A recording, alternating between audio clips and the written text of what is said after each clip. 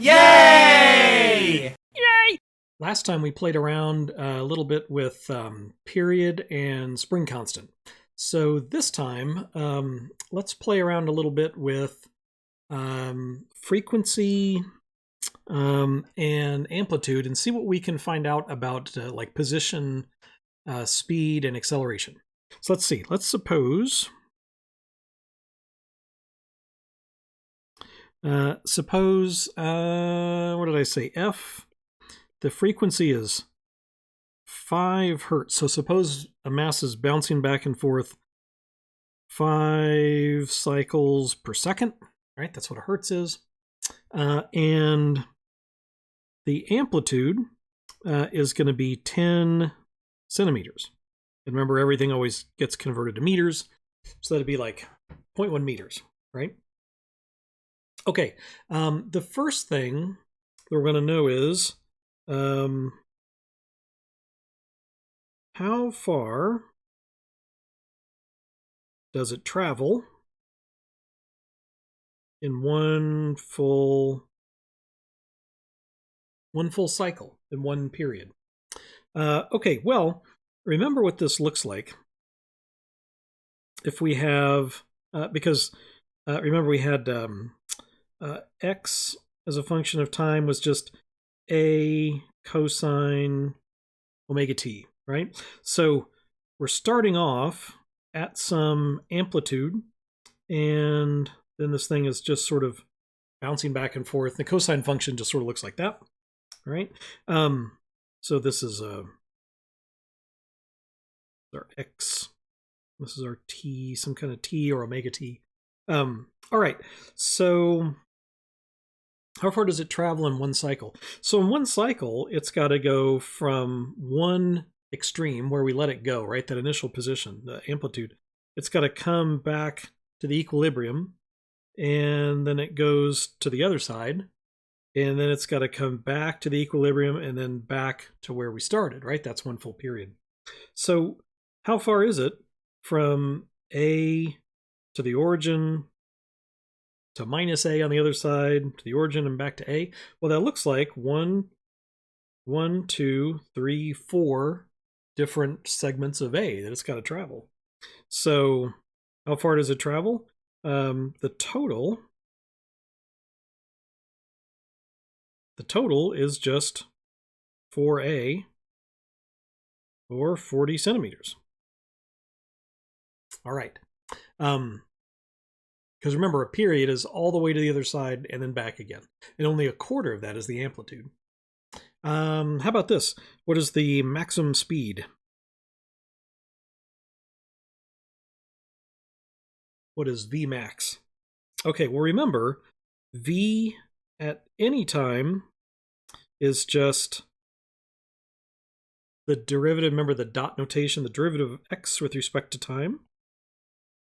And that's just going to be minus omega a sine omega t.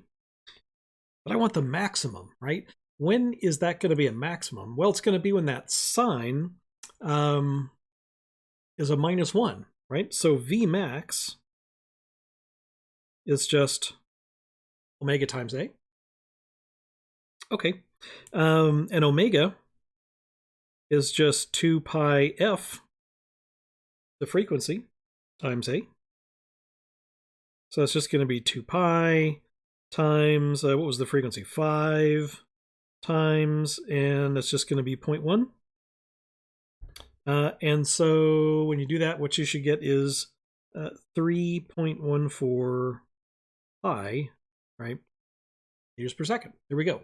So that's going to be the maximum speed of this thing. Where is the speed the max? Where is this? Where is it a max? Well, it's a max when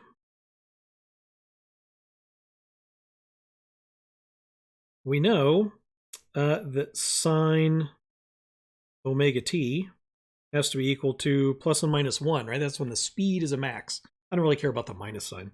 So when is sine equal to 1?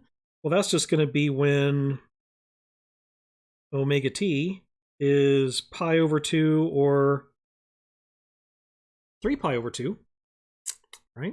But where is that? What position is that? Well, x at any time is just a cosine omega t. So if you put in pi over 2 or 3 pi over 2, that's 0, right? Cosine of those things is 0. So we get a V max at equilibrium. Right? At x equals 0, this thing is going to be traveling fast. That kind of makes sense because there's been this force on it the whole time, and then when it reaches equilibrium, there's no more force on it. But remember what that means. Newton's law says what happens if there's no force on something, and what should have immediately popped into your head is not, it stops, right? It's that when there's no force on it, it coasts. So it's been building up speed, and then right there in the middle, when it passes the equilibrium point, it should be going the fastest, and then it starts slowing down because the force is always, it's a restoring force. The force is always opposing it. Okay, so the fastest speed is going to be right there when it passes through the equilibrium point. Okay, what about acceleration? Amax. Okay, well, to do that, we just take another derivative. Okay, let's take another derivative. So this is just going to be, if I bring over another omega, this is going to be a minus omega squared, a cosine omega t, right? So when is this thing a maximum? This thing is a maximum for a max is going to be omega squared times a. Very cool. So I put the quantities in there. What is that? 2 pi f squared. So it's going to be 4 pi squared f squared a.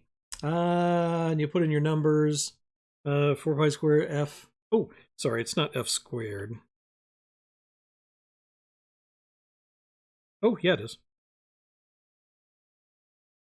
4 pi squared f squared a.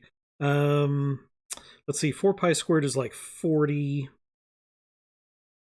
We can approximate.